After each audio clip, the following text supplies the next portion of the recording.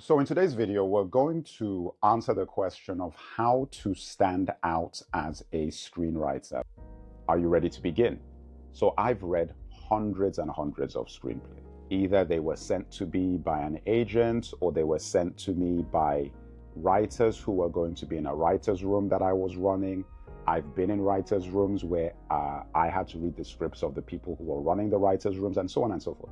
So I've read a lot of scripts. And for those people who do not know what a writer's room is, like if you've seen a TV show typically would have a writer's room where all the writers who are going to be doing the episodes of the TV show would meet for a period of time, whether it's months or weeks, to hash out all the threads, all the storylines, the characters, and then different writers from the room would be assigned their episode, and they would go on to write that episode. And they would typically have a showrunner, the person who is head of the writer's room, that would be shepherding and controlling the whole situation and running it.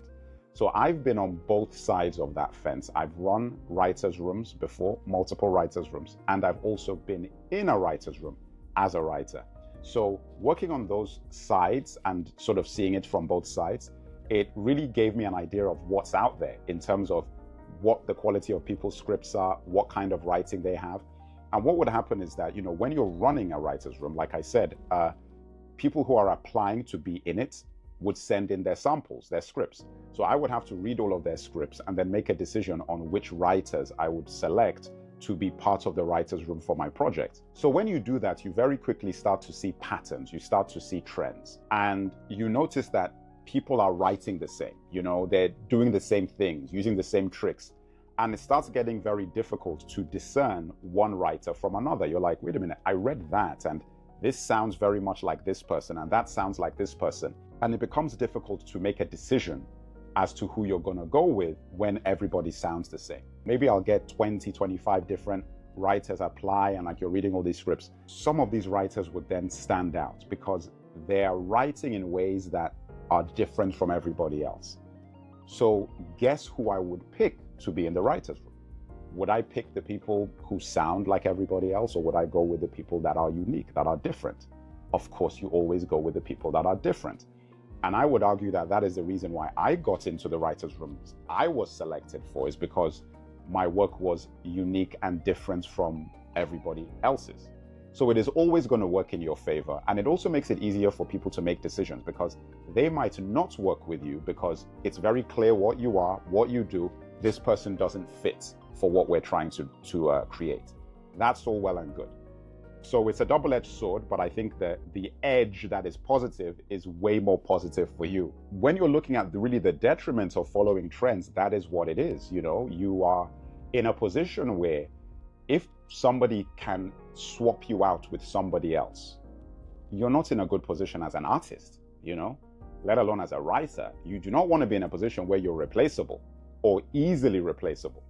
One of the best job security scenarios you can have as an artist or as a writer is that you're the only person who can do what you do.